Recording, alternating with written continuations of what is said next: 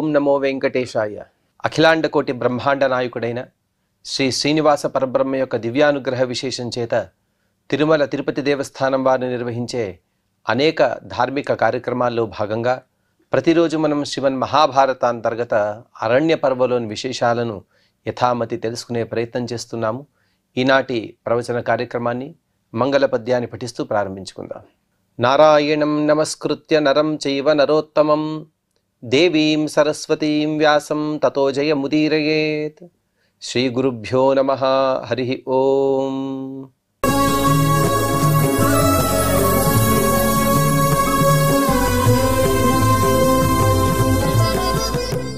మార్కండేయ సమాస్య పర్వలో అనేక విషయాలను తెలుసుకుని తదుపరి మనం ద్రౌపది సత్యభామ సంవాద పర్వం అనే అనుపర్వలోని విశేషాలను తెలుసుకుంటూ ఉన్నాం. అందులో భాగంగా కామ్యకవనానికి వచ్చినటువంటి ద్రౌపదీదేవి అలాగే సత్యభామాదేవి వీరిద్దరు పరస్పరంగా సంభాషణ చేసుకుంటూ ఉన్నారు. నీ 5 పతులను నీవు ఏ విధంగా వారి అంత ప్రేమను పొందావు కదా, దీనికి కారణమేమిటి అని సత్యభామాదేవి అడిగినటువంటి ప్రశ్నలకు సుందరమైనటువంటి సమాధానాలను ద్రౌపదీదేవి ఇస్తూ అందులో అనేక విషయాలను చెబుతూ తన ఇంటిలో ఎంతమంది భోంచేసేవారు, వారి భోజనానికి కావలసిన ఏర్పాట్లు తను ఏ విధంగా చేసేదనే విషయాన్ని కూడా ద్రౌపదీదేవి చెబుతూ ఉన్నారు. తాన్ సర్వానగ్రహారేణ బ్రాహ్మణాన్ వేదవాదినః యథార్హం పూజయామి స్మ పానాచ్ఛాదన భోజనైః. ఓ సత్యభామాదేవి, మా ఇంటికి అనగా మేము ఇంద్రప్రస్థంలో ఉండే సందర్భంలో ఎందరో వేద పండితులు వచ్చేవారు, సామాన్యులు వచ్చేవారు, అతిథులు అభ్యాగతులు ఈ విధంగా ప్రతిరోజు కూడా వచ్చేవారు. వారికి ఏదంటే ఆ విధమైనటువంటి ఆహారాన్ని వడ్డించలేం. చక్కగా నివేదన చేసి వైశ్వదేవ బలిహరణాదులు చేసిన తర్వాతే వారికి ఆహారాన్ని అందించాలి. అటువంటి విద్యుక్తమైనటువంటి కర్మలన్నీ కూడా చేయించడం నా బాధ్యత. ఆ విధంగా నైవేద్యాదులు చేసి వారికి భోజన ఏర్పాట్లు చేసి ఎవరెవరికి ఎటువంటి అన్నపానీయాదులు కావలసి వస్తుందో ఆ అన్ని ఏర్పాట్లను కూడా నేనే చేసేదాన్ని. ఆ అన్ని సౌకర్యాలు కూడా నా అధీనమే. శతం దాసీ సహస్రాణి కౌంతేయస్య మహాత్మనః కంబుకేయూరధారిణ్యః నిష్కకంఠ్యస్వలంకృతాః. అలాగే కుంతీనందనుడైనటువంటి ధర్మరాజుని సేవించడానికి ప్రత్యేకంగా 1,00,000 మంది ఉండేవారట. 1,00,000 దాసీగణము ఆ ధర్మరాజుని సేవించేవారట. ధర్మరాజు సేవకులుగా ఉండేవారు. వారందరూ కూడా గొప్ప గొప్ప ఆభరణాలు పొందారు. ఎటువంటివో తెలుసా? చేతులకు శంఖాలతో చేసినటువంటి గాజులు, అనగా ఇప్పుడు మనం మట్టి గాజులను వ్యవహరిస్తూ ఉంటాం, ఆ కాలంలో శంఖాలతో గాజులు చేసేవారు, దాన్ని ధరించారు. భుజాలకు బంగారు కేయూరాలు, అలాగే మెడలో బంగారు హారాలు, ఇటువంటి అనేక అలంకారాలు ధరించినటువంటి 1,00,000 దాసీగణము ధర్మరాజు సేవకై ఉండేవారు. అంటే ధర్మరాజు సేవకనే అర్థంలో ధర్మరాజు దగ్గర ఉండేవారు. వీరి పని ఏమనేది తర్వాత ద్రౌపదీదేవి చెబుతున్నారు. మహార్హ మాల్యాభరణాః సువర్ణాశ్చందనోక్షితాః మణీన్ హేమచ బిభ్రత్యః నృత్య గీత విశారదాః. వీరందరూ కూడా సామాన్యులు కారమ్మా. వీరందరూ కూడా వారు ధరించేటువంటి ఆభరణాలన్నీ కూడా చాలా విలువైనవి, దానికి విలువ గట్టలేము. అంత విలువైనటువంటి ఆభరణాలు ధరించిన వారంతా. అలాగే మంచి రూపం, మంచి వర్చస్సు కలిగిన వారు 1,00,000 మంది, ప్రతి ఒక్కరు కూడా మంచి వర్చస్సు కలిగిన వారు. చందనంతో కలిపినటువంటి నీటితో స్నానం చేసేవారు. అంటే ఇదేదో రాణుల యొక్క వైభవం కాదు, కానీ ఆ కాలంలో దాసీగణం కూడా ఇంత సుఖంగా ఆ అంతఃపురంలో ఉండేవారట. 1,00,000 మంది దాసులు, వారు పన్నీటితో స్నానం చేసేవారు, చందనపు నీటితో గంధోదకంతో స్నానం చేసేవారు. శరీరానికి చక్కటి చందనాన్ని వారు రాసుకుని మణిమయమైనటువంటి బంగారు నగలు ధరించేవారు వారంతా కూడా. అలాగే నృత్యము, గానము, ఇటువంటి అనేక శాస్త్రాలలో గొప్ప విశారదులు వీరందరూ కూడా. ఆ శాస్త్రాలను చక్కగా చదివినవారు. తాసాం నామచ రూపంచ భోజనాచ్ఛాదనాని చ సర్వాసామ వేదాహం కర్మ చైవ కృతాకృతం. ద్రౌపదీదేవి యొక్క సామర్థ్యం ఎంత ఉందో చూడండి. ద్రౌపదీదేవి గారే స్వయంగా చెబుతూ ఉన్నారు. ఆ 1,00,000 మంది ఎవరైతే ఉన్నారో ఆ 1,00,000 మంది పేర్లు నాకు తెలుసు అని చెబుతున్నారు ద్రౌపదీదేవి. సామాన్యంగా మన ఇంటిలో 1-2-3 ఎక్కువైతే చాలు, పేర్లు మర్చిపోతాం. ఇక విద్యాలయాల్లో పనిచేసే వారికైతే దాని అవసరమే ఉండదు. ఓ అబ్బాయి అని పిలవడం కానీ లేకపోతే వారి అమ్మాయిని పిలవడం, ఈ విధంగా చేస్తూ ఉంటాం. ఎందుకంటే వాళ్ళ పేర్లు గుర్తుండవు మనకు. కానీ ద్రౌపదీదేవి చెబుతున్నారు, ధర్మరాజుని సేవకై ఉండేటువంటి 1,00,000 మంది వాళ్ళ పేర్లన్నీ కూడా నాకు తెలుసు. అలాగే వారు ఎంత రూపవంతులు, వారు ప్రతిరోజు కూడా ఏం భోంచేస్తున్నారు, ధర్మరాజు గారు కాదు, ధర్మరాజు యొక్క దాసీగణం ప్రతిరోజు ప్రత్యేకంగా ఎవరెవరు ఏమేం భోంచేస్తున్నారు, అలాగే ఆచ్ఛాదనం, వారి వస్త్రాలు, వారి వస్త్ర తీరు ఎలా ఉంటుంది, ఎవరెవరు ఏ ఏ పనులు చేయాలి, ఎవరెవరు ఏ ఏ పనులు చేయగలరు, అలాగే వారందరూ కూడా వారి వారికి కేటాయించినటువంటి పనులన్నీ ప్రతిరోజు చేస్తున్నారా లేదా, నెలలో ఎన్ని రోజులు చేస్తున్నారు, నెలలో ఎన్ని రోజులు ఎవరెవరు ఏ పనులు చేయలేదు, అదంతా కూడా నేను చూసుకునే దానిని. అంటే ఈ కాలంలో మనిషి యొక్క మెదడుని కొన్ని లక్షల కంప్యూటర్లకి, మనం గణయంత్రాలకి మనం పోల్చి చెబుతూ ఉంటాం. కానీ వీరందరూ కూడా సూపర్ కంప్యూటర్ అని కూడా చెప్పుకోవాలి ద్రౌపదీదేవి గారిని. 1,00,000 మంది యొక్క వారి పనితీరు, అలాగే వారి రూపము, వారి యవ్వనము, వారి ఆభరణాలు, వారి వస్త్రాలు, వారి భోజనాలు, ఈ విధంగా ప్రతి ఒక్కటి కూడా వారి యొక్క హితాన్ని చేకూరుస్తూ, వారికి మంచి చేస్తూ, అలాగే దీంతో పాటే ఇంతకుముందు చెప్పిన విధంగా కొన్ని లక్షల మంది ఉన్నారు. ఇంకా ఇది కాకుండా దాదాపుగా 2,40,00,000 మంది దాసీగణం ఉన్నారు. వారి గురించి కూడా నాకు తెలుసు అని చెబుతున్నారు ద్రౌపదీదేవి గారు.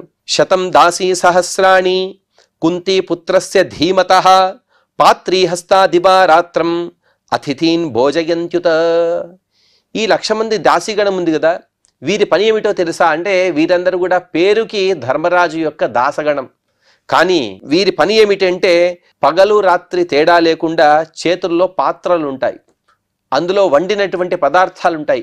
అతిథులు ఎవరొచ్చినా కూడా ఎప్పుడొచ్చినా కూడా లేదు అనే మాట లేకుండా అఖండంగా భోజనం పెట్టేవారట. అంటే అక్కడికి వచ్చిన ఎవరు కూడా ఆకలితో అలా వెళ్ళేవాడు కాదు. ప్రతి ఒక్కరు కూడా ఎటువంటి లింగభేదం లేదు, ఎటువంటి వయోభేదం లేదు, ఎటువంటి మతభేదం లేదు, అలాగే ఎటువంటి బ్రాహ్మణుడైనా, క్షత్రియుడైనా, వైశ్యుడైనా, శూద్రుడైనా వారి వారికి యోగ్యమైనటువంటి ఆహారాలను అందించడమే ఈ 1,00,000 మంది యొక్క పని. ఆ విధంగా అంత గొప్ప భోజనం యొక్క ఏర్పాట్లను నేను చేసేదాన్ని. అలాగే ఈ ధర్మరాజు గారు ఇంద్రప్రస్థంలో ఉంటే ఏం జరుగుతుంది అనే విషయాన్ని కూడా 2 శ్లోకాల్లో ద్రౌపదీదేవి గారు చెబుతూ, 100 సహస్రాణి దశనాగయుతాని చ యుధిష్ఠిరస్యానుయాత్రం ఇంద్రప్రస్థ నివాసినః ఏతదాసీత్ తదా రాజ్ఞః యన్మహీం పర్యపాలయత్ ఏషాం సంఖ్యవిదం చైవ ప్రదిశామి శృణోమి చ. అలాగే యుధిష్ఠిరుడు ఇంద్రప్రస్థలో ఉన్నాడు అంటే ఆ ఇంద్రప్రస్థ లోపలే సంచారం చేయాలి కదా. ప్రజలు ఏ విధంగా ఉన్నారు, ప్రజలకు ఉన్నటువంటి ఇబ్బందులేమి, అదేవిధంగా నగరంలో జరిగేటువంటి నిర్మాణాలు కానీ, లేకపోతే నగరంలో ఎక్కడైనా సంచారం చేయాలైనా, ఏదైనా శుభ కార్యక్రమాలకు వెళ్ళాలైనా కూడా ఆ యుధిష్ఠిరుని అనుసరించి గొప్ప చతురంగ బల సైన్యం వచ్చేదట. అందులో 1,00,000 గుర్రాలు, 1,00,000 ఏనుగులు వచ్చేవిట. ఇవన్నీ కూడా బయటి ఊర్లకు వెళ్తే వచ్చేవి కాదు, కానీ లోకల్ అని మనం అంటూ ఉంటాం కదా, స్థానికంగా ధర్మరాజు తను సంచరించాలంటే 1,00,000 ఏనుగులు, 1,00,000 గుర్రాలు అతని అనుసరించేవి. వాటిపైన పదాతి దళము, ఈ విధంగా చతురంగ బల సైన్యంతో సహా ఆ ధర్మరాజు తను తిరిగేవాడు. ద్రౌపదీదేవి గారు చెబుతున్నారు, ఏషాం సంఖ్యవిదం చైవ, ప్రతిరోజు కూడా ఏ ఏనుగులు తిరుగుతున్నాయి అదన్నీ ఆ లెక్క నాకు తెలుసు. వాటికి కావలసినటువంటి వస్తువులు ఏమిటి, 1, 2 కాదండి, 1,00,000 ఏనుగులు, 1,00,000 గుర్రాలు, వాటికి కావలసినటువంటి వస్తువులు నేనే స్వయంగా ఇచ్చేదాన్ని. ఈ విధంగా ఏ ఏర్పాట్లైనా ధర్మరాజు ఎక్కడికి వెళ్ళాలి, భీముడు ఎక్కడికి వెళ్ళాలి, అర్జునుడు, నకులు, సహదేవులు వీరు ప్రత్యేకంగా వెళ్ళాలా, లేకపోతే వారు అందరూ కలిసి వెళ్తారా, వారి వెంట ఎంత పదాతి దళం, ఎంత ఏనుగు బలం, అలాగే ఎంత అశ్వదళం వెళుతుంది, వారికి కావలసినటువంటి పదార్థాలు, అక్కడ ఇవ్వవలసిన గ్రాసము, ఈ విధంగా దీపంతో ఆరంభించి చివరికి వారి భోజన పర్యంతం ప్రతి ఒక్క వ్యవస్థలు కూడా నా యొక్క అధీనమే, అంతటిని కూడా నేనే నిర్వర్తించేదాన్ని. అంతఃపురాణాం సర్వేషాం భృత్యానాం చైవ సర్వశః ఆ గోపాల విపాలేభ్యః సర్వం వేద కృతాకృతం. అలాగే ఇంతవరకు మనం చెప్పుకున్న విధంగా ఇక్కడి దాకా చూస్తే ప్రతిరోజు కూడా దాదాపుగా ధర్మరాజు గారి యొక్క ఆస్థానంలో, అంతఃపురంలో 2.5 కోట్ల మంది భోంచేసేవారట. కేవలం ధర్మరాజు యొక్క ఆస్థానంలో మాత్రమే భోజనం చేసేవారు 2.5 కోట్ల మంది దాదాపుగా అనుకుంటే. ఆ విధంగా మా ఇంట్లో ఎందరో గోపాలకులు వస్తారు, ఆ విధంగా గొర్రె కాపురులు వస్తారు, వారందరూ కూడా భోజనానికి వచ్చేవారు. వారికి తగ్గట్టు ఆహారాన్ని నేను వండి పెట్టేదాన్ని. అదంతా కూడా నాదే బాధ్యత. అలాగే వారు వస్తారు, వారు ఏ పనులు చేస్తారు, ఏ పనులు చేయగలరు, వారి ద్వారా ఎటువంటి పనులను ఎప్పుడు ఏ కాలంలో చేయించాలి, ఆ పర్యవేక్షణ విధి నాదే. అలాగే ఏ పనులు ఎంతవరకు అయ్యాయి, ఇంకా ఆ పనులు ఎంత మిగిలి ఉన్నాయి అనే విషయాలు ప్రతి ఒక్కదాన్ని కూడా నేనే గమనించేదాన్ని అని ద్రౌపదీదేవి గారు చెప్పుకుంటూ, సర్వం రాజ్ఞ సముదయం ఆయం చ వ్యయమేవ చ ఏకాహం వేద్మి కళ్యాణి పాండవానాం యశస్విని. ఓ కళ్యాణి అనగా మంగళకరమైనటువంటి చరిత్ర కలిగిన ఓ సత్యభామాదేవి, పాండవులకు ప్రత్యేకంగా వారి వారి ఆదాయాలు వ్యయాలు ఉన్నాయి. అనగా రాజుగా ఉన్నటువంటి ధర్మరాజు గారి యొక్క ఆదాయ వ్యయాలు, అలాగే మిగతా వారి ఆదాయ వ్యయాలు వారి వారి వ్యక్తిగతంగా అనేకం ఉంటాయి. వారి అందరి కూడా ఆ 5గురి ఆదాయ వ్యయాలు, అలాగే ప్రజలు, అలాగే రాజ్యము, ఈ ఆదాయ వ్యయాలు, అలాగే వాటిని ఏ విధంగా దాన్ని నిల్వ చేయాలి, దాన్ని నిర్వహణ, ఈ అదంతా కూడా నాకు మాత్రమే తెలుసు. చూడండి, పూర్వకాలంలో స్త్రీలకు ఎంత గొప్ప స్థానం ఇచ్చిందో మన మహాభారతం. ఉండే చక్రవర్తిగా ఉన్నవాడు ధర్మరాజు, కానీ చక్రవర్తిగా ఉండేటువంటి ధర్మరాజు కన్నా గొప్ప కార్యనిర్వహణ సామర్థ్యాన్ని ద్రౌపదీదేవికి అందించింది మన శాస్త్రం. అందుకోసమే మన దేశాన్ని మాతృస్వామ్య దేశంగా, అనగా మాతృప్రధానంగా, స్త్రీ ప్రధానమైనటువంటి దేశంగా మనం పిలుస్తూ ఉంటాం. అందుకోసమే భరత మాత అని మనం పిలుస్తూ ఉంటాం. అటువంటి ఆ భారతీదేవి యొక్క అవతార స్వరూపిణి అయినటువంటి ఈ ద్రౌపదీదేవి యొక్క విషయాలు మనం ఇక్కడ చెబుతూ, తనే స్వయంగా చెబుతుంది, మయి సర్వం సమాసజ్య కుటుంబం భరతర్షభాః ఉపాసన రతా సర్వే ఘటయంతి వరాననే. ఈ పాండవులందరూ కూడా ద్రౌపదీదేవి ఉందనే ఒక నిశ్చింతతో కుటుంబ భారము, రాజ్యభారము సమస్తాన్ని కూడా ద్రౌపదీదేవి చేతిలో పెట్టి, వారందరూ ఏం చేసేవారంటే ఉపాసన రతాః, పరమాత్మను పూజించడం, తపస్సు చేయడం, జపం చేయడం, తీర్థయాత్రలకు వెళ్ళడం, ఇటువంటి సత్కర్మలను మాత్రమే చేసేవారట. సర్వే ఘటయంతి వరాననే, అందులోనే మునిగి ఉండేవారట. వారెప్పుడు కూడా వేరే లౌకికమైనటువంటి వ్యాపారాలు వద్దు, ఎందుకంటే అన్ని విషయాలను కూడా ద్రౌపదీదేవి చూసుకుంటుంది, అలాగే చక్కగా కూడా నిర్వహిస్తుంది. కాబట్టి వారందరూ కూడా అన్ని విషయాలను వదిలి కుటుంబ భారాన్ని, రాజ్యభారాన్ని సమస్తాన్ని కూడా ద్రౌపదీదేవికి అప్పచెప్పి వీరందరూ కూడా ఎప్పుడు కూడా ఉపాసన పరులే ఉన్నారు. సామాన్యంగా వీరిని గొప్ప వైరాగ్య శిఖామణులుగా మహాభారతం చెబుతుంది. అంటే కొందరికి ఏ విధంగా ఉంటుందంటే, భుంజానం షష్ఠిశాకం హయగజ శిబిక నర్ఘిశయ్యా రథాఢ్యమని కొందరు యతీశ్వరుల గురించి చెబుతూ ఉంటారు. కొందరు యతీశ్వరులు 64 రకాలైనటువంటి పదార్థాలని ప్రతిరోజు భోజనం చేసేవారు. అంటే అది వదులుకుందామన్నా అది మనల్ని వదలదు. దీనికి అనేక కథలు కూడా ఉన్నాయి. వారు అలా వెళుతూ ఉంటే వారి వెనక కొన్ని రథాలు, కొన్ని గుర్రాలు, కొన్ని ఏనుగులు కూడా వచ్చేవి. అనగా వారు సన్యాసులు అయినప్పటికీ కూడా వారిని యతీశ్వరులుగా, ఒక రాజుకు ఉన్నటువంటి మర్యాదలు ఏవైతే ఉంటాయో అవన్నీ కూడా ఉండేవి. వారికి కిరీటం ఉండేది, అలాగే రత్నఖచితమైనటువంటి ఆభరణాలు, అది వారు వద్దను కూడా అవన్నీ కూడా వారి దగ్గరికి వస్తాయి. ఎందుకంటే ప్రారబ్ధము అని చెబుతారు. వారు ఎంత విరక్త శిఖామణిలు అయినప్పటికీ కూడా ఆ ప్రారబ్ధాన్ని, దానిపైన ఎటువంటి వ్యామోహం లేకుండా వారు అనుభవించేవారు. దానికి ఉదాహరణ కూడా మనం ధర్మరాజ ప్రభుతుల్ని ఇక్కడ చెప్పుకోవచ్చు. స్వాభావికంగా వీరందరూ కూడా విరక్తులే. ఆ భోగాలపైన ఎటువంటి లాలసం లేదు, దానిపైన ఎటువంటి ఆశ లేదు. కానీ పరమాత్మ ఇచ్చినటువంటి ప్రసాదంగా వారు స్వీకరిస్తూ ఆ పదార్థాలపైన వ్యామోహం లేకుండా వాటిని అనుభవించేవారు. ఎందుకు అంటే అది ఒక హోదా, ఆ హోదాకు తగ్గట్టుగా ఇచ్చినటువంటి వరము, దానికోసం వచ్చినటువంటి సౌకర్యంగా దాన్ని భావిస్తూ వారు అనుభవించేవారు. కానీ ఆ భోగాలపైన ఎటువంటి లాలుప్యత అనేది వారికి లేదు. అటువంటి విరక్త శిఖామణులు తమహం భారమాసక్తం అనాధృశ్యం దురాత్మభిః సుఖం సర్వం పరిత్యజ్య రాత్రహాని ఘటామి వై. పాండవులు మహావిరక్త శిఖామణులు. వారు ఆలోచించిన విధానం, అలాగే ద్రౌపదీదేవి కూడా ఆలోచించిన విధానం చాలా సుందరంగా, అలాగే మనకు ఉదాహరణ పూర్వకంగా మనం తెలుసుకోవాలి. ఒకరు సాధన మార్గంలో ఉంటూ 5గురు సాధన మార్గంలో లేకుండా ఉండాలా, లేకపోతే 5గురు సాధన మార్గంలో ఉంటూ వారి ద్వారా ఈ ఒకరు కూడా సాధన మార్గంలో రావాలా అంటే ఈ రెండవ పక్షాన్ని మనం సరిగ్గా చెప్పుకోవచ్చు. ఉదాహరణకి ధర్మరాజు ప్రభుతులు ఈ 5గురు కూడా ఎప్పుడు కూడా ఉపాసన పరులై ఉన్నారు. వారి భార్యగా వారు చేసినటువంటి పుణ్యంలో సగం భాగం ద్రౌపదీదేవికి చెందుతూనే ఉంది. అలాగే రాజ్యభారాన్ని కూడా చక్కగా నిర్వర్తిస్తుంది కాబట్టి వారు తీసుకున్నటువంటి నిర్ణయం సరి అయినదే. అనగా వారు సన్మార్గంలో ఉంటూ రాజ్యభారాన్ని చేయలేదనే మాట రాకుండా రాజ్యభారాన్ని తమకు తోచినంతగా తమ చేస్తూ మిగతా సామాన్యమైనటువంటి రాజ్యభారాన్ని ద్రౌపదీదేవి అప్పచెప్పి వారు సన్మార్గంలో ఉంటూ ఆ సన్మార్గం ద్వారా ఎంతో పుణ్యాన్ని పొంది దానిలో సగభాగం ద్రౌపదీదేవి కూడా ఇస్తున్నారు. ద్రౌపదీదేవి కూడా ఆ రాజ్యభారాన్ని చక్కగా నిర్వర్తిస్తూ ఉన్నది. అలాగే సగం పుణ్యాన్ని కూడా తను అనాయాసంగా పొందుతూ ఉన్నది. కాబట్టి ధర్మరాజు ప్రభుతులు వీరి 5గురు అలాగే ద్రౌపదీదేవి చేసినటువంటి పని వారికి ఇహలోకంలోనైనా పరలోకంలోనైనా గొప్ప పుణ్యరాశిని తెచ్చిపెట్టినది. అటువంటి భారాన్ని ద్రౌపదీదేవి చెబుతోంది, నాకు అప్పగించినటువంటి భారాన్ని ఎటువంటి దుష్ట స్త్రీలైనా లేకపోతే వేరే ఏ స్త్రీ అయినా ఏ పురుషుడైనా కూడా నిర్వహించలేడు. అంత గొప్ప సామర్థ్యాన్ని పరమాత్మ యొక్క అనుగ్రహం చేత నేను పొందాను. కానీ ఈ రాజ్యభారాన్ని ఇటువంటి ఏవైతే పరిస్థితులు ఉన్నాయో ఏవైతే బాధ్యతలు ఉన్నాయో వాటిని తీసుకున్న తర్వాత రాత్రి పగలనే తేడా లేదు. తేడా లేకుండా ఎటువంటి సుఖం అనేది లేకుండా సుఖాన్ని వదిలి నేను ఆ భారాన్ని నేను నా బాధ్యతగా నిర్వర్తిస్తూ ఎంతో ఆనందాన్ని పొందాను. అంటే కొందరు పని రాక్షసులని మనం చెప్పుకుంటూ ఉంటాం కదా, వారు పని చేస్తూ చేస్తూ చేస్తూ అందులోనే ఆనందం పొందుతారు.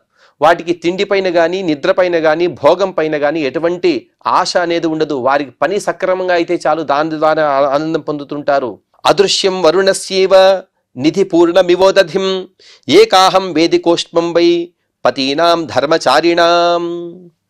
ఏ విధంగా అయితే ఎంతో రత్నాలతో ఎన్నో జలచర ప్రాణులతో అలాగే పెద్ద నీటి రాశితో కూడినటువంటి సముద్రాన్ని ఏ విధంగా అయితే సామాన్య మానవులు దాన్ని ధరించలేరో, కేవలం వరుణదేవుడు మాత్రమే దాన్ని ఏ విధంగా అయితే నిర్వర్తించగలడో ఆ విధంగా సముద్రంలా ఉండేటువంటి రాజ్యభారాన్ని నేనొక్కదాన్నే పరమాత్మ యొక్క అనుగ్రహంతో నేను నిర్వర్తించాను.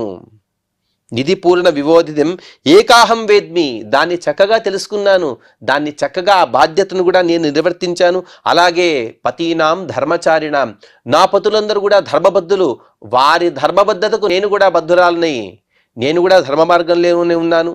అనిషాయాం నిషాయాం చ సహాయ క్షుత్పి పాసయోః ఆరాధయంత్యాః కౌరవ్యాం తుల్యాం రాత్రి రహస్చమే. రాత్రి పగలు అన్నపానీయాల యొక్క అవసరాన్ని కూడా పట్టించుకోకుండా ప్రతిరోజు కూడా పాండవులందరూ కూడా రాజ్యము అలాగే పరమాత్మ వీరి సేవలో నిమగ్నులైపోయారు. అందుకోసం వారి సేవలో ఉంటూ వారికి రాత్రి పగలు తెలియదు.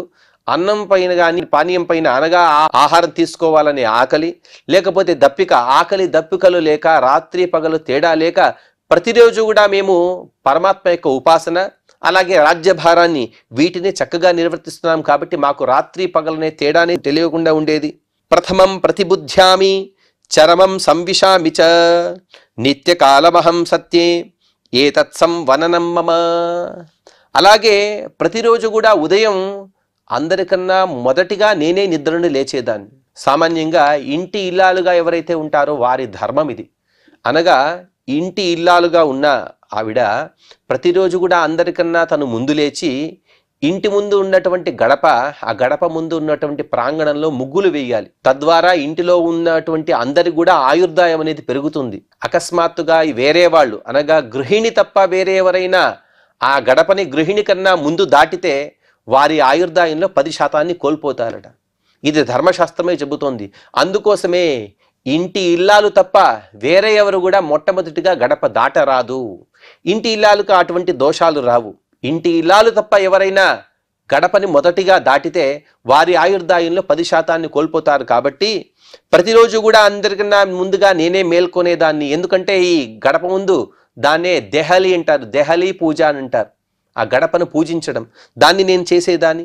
అలాగే రాత్రి కాలంలో కూడా మిగతా అందరూ కూడా పడుకున్న తర్వాత నా అత్తగారు కాళ్ళను కూడా ఒత్తిన తర్వాత వారి పాదసేవ చేసి నా పతులను కూడా సేవించి చివరిగా నేను పడుకునేదాన్ని.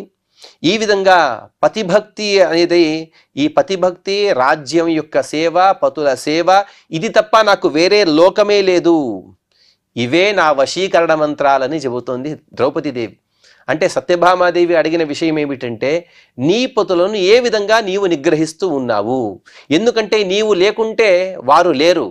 నీ యొక్క ఆనందం కోసం వారైనా ఏమైనా చేయగలరు కదా, వారిని వశీకరించుకోవడం కోసం ఏవైనా మంత్రాలను జపిస్తున్నావా అని అడిగారు కదా సత్యభామ గారు. దానికి సమాధానంగా చెబుతున్నారు, ఈ విధంగా రాజ్య భారాన్ని అలాగే కుటుంబాన్ని కూడా నేనే పోషిస్తున్నాను కాబట్టి ఎక్కడా కూడా అధర్మానికి తావివ్వటం లేదు. ఎవరికి అసమాధానంగా కూడా ఉండకుండా నేను అన్నిటిని కూడా చక్కగా నిర్వర్తిస్తున్నాను కాబట్టి ఇవే వశీకరణ మంత్రాలు, ఇది తప్ప వేరే ఏది కూడా లేదు. ఏతజ్జానామ్యహం కర్తుం భర్తృసంవననం మహత్ అసత్ స్త్రీణాం సమాచారం నాహం కుర్యాం నకామయే. భర్తలను వశం చేసుకోవడం కోసం వీటికన్నా ఏవే ఉత్తమమైనటువంటి ఉపాయం లేదు. ఇవే ఉత్తమమైనటువంటి ఉపాయాలు. అనగా ధర్మబద్ధంగా ఉండటము, ఇంటికి వచ్చినటువంటి అతిథులను అభ్యాగతులను పూజించడం, వారి వారి యోగ్యతానుసారంగా వారికి అన్నపానీయాదులను అందించడం, భర్తకైనా అత్తమామలకైనా వారిని చక్కగా సేవించడం, ఈ విధంగా ధర్మబద్ధంగా ఉండటమే అన్నిటికన్నా గొప్పదైనటువంటి ఉపాయాలు. ఇక దుష్టులైనటువంటి స్త్రీలు ఉంటారు, వారు ఏవేవో వశీకరణ మంత్రాలు ఇత్యాదులు ఏవైతే మనం ఉదాహరించుకున్నామో అటువంటి దుష్ట కర్మలను చేసి పతుల యొక్క మెప్పుని పొందాలని అనుకుంటారు. కానీ ఎప్పుడైతే పతికి తెలిసిపోతుందో ఆవిడ చేసేటువంటి విధానం, వెంటనే ఆవిడను దూరం జరిపేస్తారు. తద్వారా పతికి సుఖం లేదు, ఈ సతికి కూడా సుఖం అనేది ఉండదు. కాబట్టి ధర్మబద్ధంగా ఉండటమే అన్నిటికన్నా శ్రేయస్కరము అని చెప్పిన తర్వాత వైశంపాయని మహర్షి గారు చెబుతూ, వైశంపాయనువాచ తచ్చుత్వా ధర్మసహితం వ్యాహృతం కృష్ణయా తదా ఉవాచ సత్యా సత్కృత్య పాంచాలీం ధర్మచారిణీ.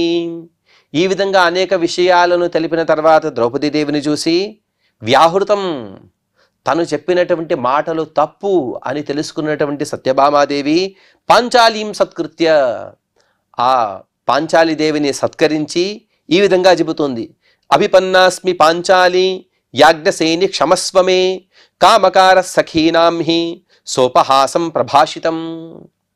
సత్యభామాదేవి ద్రౌపదీదేవి కన్నా చాలా గొప్పదమైనటువంటి స్థానంలో ఉండేవారు. కానీ తను తప్పు చేసినప్పుడు చిన్నవారి దగ్గర కూడా క్షమాపణ అడగడంలో ఎటువంటి తప్పు లేదు. ఇంకా అదే పెద్దరికమని అనిపించుకుంటుంది. అందుకోసం తనకన్నా చిన్నదైనప్పటికీ కూడా, అంటే వాస్తవంగా తను తప్పు చేయలేదు, కానీ వ్యవహారపరంగా చూస్తే అది తప్పని అనిపించవచ్చు. అందుకోసం అభిపన్నాస్మి పాంచాలి, ఓ పాంచాలి నీవు ఎంతో మంచి మాటలు చెప్పావు, అలాగే అనాలోచితంగా నేనేదైనా అడగకూడని ప్రశ్న ఏదైనా అడిగుంటే దాన్ని క్షమించు. అలాగే నీపైన నాకు గొప్ప స్నేహం ఉంది కాబట్టి మనమిద్దరం స్నేహితురాళ్ళము. స్నేహితుల మధ్య ఎన్నో మాటలు దొర్లుతూ ఉంటాయి, తప్పులు దొర్లుతూ ఉంటాయి. వాటినన్నిటిని కూడా మనసులో పెట్టుకోవద్దు, వాటిని పట్టించుకోవద్దు అని సత్యభామాదేవి చెప్పిన తర్వాత ఇక్కడికి 233వ అధ్యాయాన్ని పూర్తి చేసుకుని ఇక 234వ అధ్యాయంలో ద్రౌపదీదేవి గారు చెబుతూ, ద్రౌపద్యువాచ ఇమం తు తే మార్గమపేత మోహం వక్ష్యామి చిత్తగ్రహణాయ భర్తుః అస్మిన్ యథావత్ సఖి వర్తమాన భర్తారమాచ్ఛేత్ శశికామినిభ్యః. ఓ సఖి, ఓ సత్యభామాదేవి, నీకు భర్త యొక్క మనస్సుని ఏ విధంగా మన కంట్రోల్ అనగా మన నిగ్రహంలో పెట్టుకోవాలో దానికి ఉపాయం చెబుతాను విను. ఇందులో ఎటువంటి మోసం కానీ కపటం కానీ ఇవేవి కూడా లేనేలేవు. అలాగే ఈ మార్గంలో నీవు ప్రయత్నిస్తే నాకు సవతులు ఉన్నప్పటికీ కూడా వారికి నాకు ఎటువంటి కొట్లాటలనేవి లేవు. కానీ విచిత్రమైనటువంటి పరిస్థితి నీది. ఎందుకంటే పరమాత్మ ఒక్కడే కృష్ణుడు, కానీ అతనికి ఉన్నటువంటి భార్యలు వేలలో ఉన్నారు. అలాగే ఆ సవతుల నుండి కూడా నీవు భర్త యొక్క మెప్పుని పొందాలంటే నేను చెప్పేటువంటి మార్గాన్ని అనుసరించు. అలాగే పరమాత్మ నీ యందు సంతుష్టుడవుతాడు విను. నైతాదృశం దైవతమస్తి సత్యే సర్వేషు లోకేషు సదేవకేషు యథాపతిస్తస్య తు సర్వకామా లభ్య ప్రసాదాత్ కుపితశ్చ హన్యాత్. అసలు ప్రపంచంలో స్త్రీలకు పతి కన్నా గొప్ప దైవం అనేది లేదు. ప్రపంచం మొత్తం కూడా, అనగా అది స్వర్గలోకమైనా ఎక్కడైనా సరే పతి కన్నా గొప్ప దైవం స్త్రీలకు లేదు. కాబట్టి ఆ పతిని సేవించడమే గొప్పదైనటువంటి ధర్మం. ఆ పతి యొక్క అనుగ్రహాన్ని పొందితే అన్ని కోరికలు కూడా నెరవేరుతాయి. ఒకవేళ ఆ భర్తే ఈవిడ పైన కోపాన్ని పొందితే ఈవిడికి ఏ దేవతల యొక్క అనుగ్రహం కూడా లభించదు. అందుకోసం సకల దేవతల అనుగ్రహాన్ని పొందాలంటే మొట్టమొదటిగా పతి యొక్క అనుగ్రహాన్ని పొందాలి. అందుకోసమే ఈ కాలంలో కూడా వరలక్ష్మి వ్రతాదులు చేసేటప్పుడు పతి యొక్క అనుజ్ఞ తీసుకొని పతికి నమస్కరించిన తర్వాతే వారు వ్రతాలు గాని ఉపవాసాలు గాని చేయాలి. తస్మాద్ సత్యం వివిధాశ్చ భోగాః శయ్యాసనాన్యుత్తమ దర్శనాని వస్త్రాణి మాల్యాన్ని తథైవ గంధాః స్వర్గశ్చ లోకో విపులాచ కీర్తిః. తన సేవ ద్వారా అనగా అన్నిటికన్నా గొప్పదైనటువంటి మార్గం ఏమిటో తెలుసా? పతి సేవయే గొప్పదైనటువంటి మార్గం. ఆ విధంగా ధర్మబద్ధంగా పతిని సేవిస్తే తద్వారా పతి ద్వారా మనం ఉత్తమమైనటువంటి సంతానాన్ని పొందవచ్చు. సంతానం పొందడమే ఉత్తమ సంతానాన్ని పొందడమే వివాహం యొక్క ఉద్దేశం కాబట్టి అది పొందినట్టు అవుతుంది. అలాగే వివిధాలైనటువంటి భోగాలు, శయ్య, ఆసనము, విలువైనటువంటి వస్త్రాలు, ఆభరణాలు, మాలలు, సుగంధ ద్రవ్యాలు, చివరికి ఇహలోకంలో సుఖాన్ని పొంది పరలోకంలో కూడా సుఖాన్ని పొందవచ్చు. ఈ విధంగా ఇహలోకంలోనైనా పరలోకంలోనైనా ధర్మబద్ధంగా పతిని సేవిస్తే మాత్రమే తద్వారా ఎవరైనా సుఖాన్ని పొందగలరే గాని పతి సేవ తప్ప వేరే మరొక మార్గం లేదు అనే విషయాన్ని ద్రౌపదీదేవి గారు వివరిస్తూ, అలాగే సుఖం సుఖే నేహ నజాతు లభ్యం దుఃఖేన సాధ్వీ లభతే సుఖాని సాకృష్ణమారాధయ సౌహృదేన ప్రేమ్నా చ నిత్యం ప్రతికర్మణా చ. ఈ విధంగా అనేక విషయాలను కూడా ద్రౌపదీదేవి గారు చెప్పబోతున్నారు. ఆ విషయాలు మనం తదుపరి ప్రవచనంలో తెలుసుకునే ప్రయత్నం చేద్దాం. ఇక ఈనాటి ప్రవచనాన్ని శ్రీ వెంకటేశ్వర స్వామి వారి చరణ కమలములు యందు సమర్పణ చేస్తూ క్షమాప్రార్థన మరియు మంగళ పద్యాన్ని పలుకుదాం. యదక్షర పదభ్రష్టం మాత్రాహీనం చ యద్భవేత్ తత్సర్వం క్షమ్యతాం దేవ నారాయణ నమోస్తుతే. శ్రియః కాంతాయ కళ్యాణ నిధయే నిధయేర్థినాం శ్రీ వెంకట నివాసాయ శ్రీనివాసాయ మంగళం.